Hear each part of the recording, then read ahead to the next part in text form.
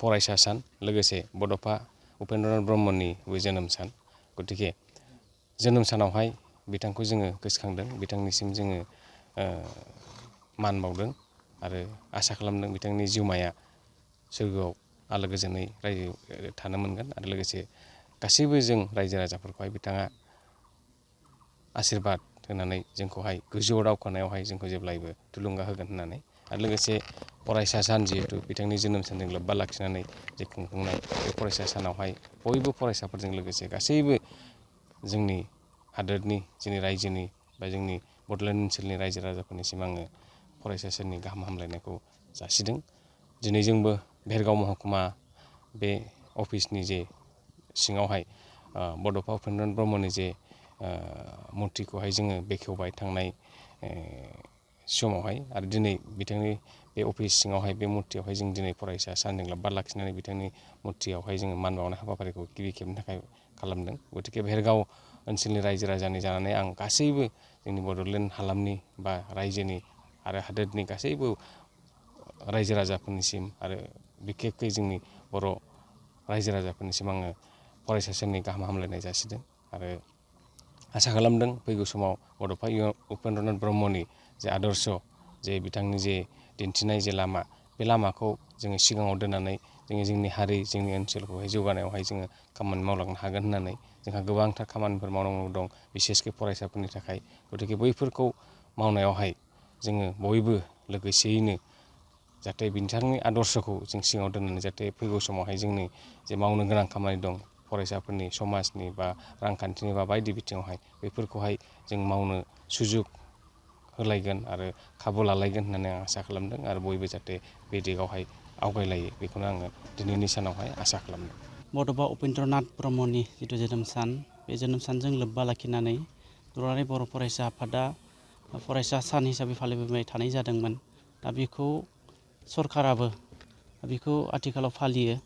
बे फरायसा साननि गाहाम हामलायनायखौ बयनिसिम जासिग्रोबाय दिनै भेरगाव महकुमायाव बड'फानि जिथु स्टेचु बे स्टेचुआव जिथु मावख' बेंगिरि बिथां जारिंखां मुसाहारि बिथाङा नैबे हाबाफारियाव बिबार बावजेनगिरि हिसाबै बाहागो लादों बिथांनिसिम जोङो दखरा आफादनि जानानै बिथांनिसिम साबायखर बावदों आरो दिनै बे हाबाफारिनि गेजेरजों जों बेखौनो खावलायनो लुगैदों खिन्थु बड'फानि सान्थौ आरो सानस्रि बे बुहुमाव थांनानै थागोन दुलाराय बर' माहारिनि गेजेराव बिथाङा जिथु जांख्रिथाय लाबोनाय बेखौ जोंनि साफ्रोमबो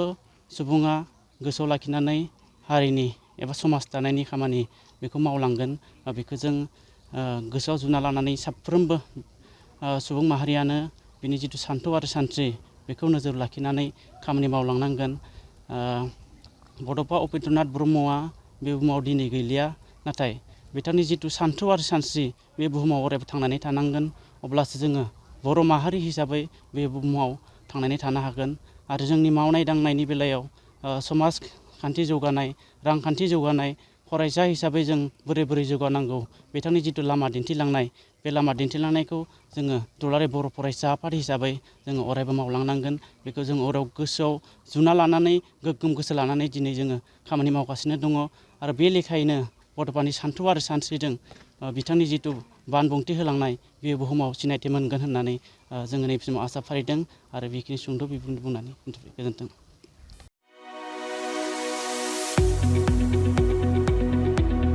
गुनगोनां गोजौ सोलोंथाइ लानो गोसो गुदुं फरायसाफोरनि थाखाय गोजोनथाव खौरां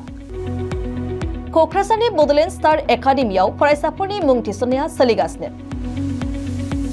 2025-26 सोलोंथाइ बोसोरनि थाखाय 6 थाखोनिफ्राय 9 थाखोसिम आरो एचएस फार्स्ट इयार आरो एचएस सेकेन्ड इयार थाखोआव फरायसाफोरनि गोदानै मुं थिसननाया सोलिगासिनो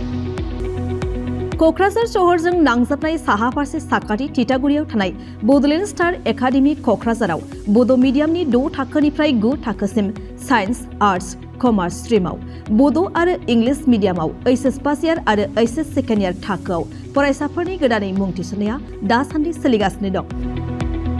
रोंगौथि गोनां फोरोंगिरिफोरनि फोरोंथाय होनायजों लोगोसे गोबां उफ्रा सोलोंथाइनि खाबुफोर जेरै डेली फ्री जेईई आरो नीट क्लास JEE नीट आरो कम्पिटिटिभ एग्जामनि थाखाय free mock test English speaking class daily GK class career guidance library facilities personal attention हौवासा आरो हिनजावसाफोरनि थाखाय आलादा थाग्रा हस्टेल बायदि बायदि सोलोंथाय खाबुफोरजों गुनगोनां सोलोंथायखौ बे बड'लेण्ड स्टार एकाडेमियाव मोननो हागोन। बेनि अनगायैबो मेट्रिक आनजादाव 85% एबा बेनि बांसिन नम्बर मोननाय फरायसाफोरनो बेसेन लायालासे मुं थिसनथाय होगोन आरो बिपिएल नखरनि फरायसाफोरनो मुं थिसननायाव 20% रेहाय होनाय जागोन। अब्ला मानोथो गोबाव खालामनो नोंथाङाबो गुनगोनां गोजौ सोलोंथाय लानो थाखाय क'क्राझारनि बड'लेण्ड स्टार एकाडेमियाव मुं थिसननायनि खाबुखौ लादो। बांसिनै मिन्थिनो थाखाय गाहायाव होनाय मबाइल नम्बराव फोनांजाब खालाम। मबाइल नम्बर 7638008149 6003494371 आरो 6000034997।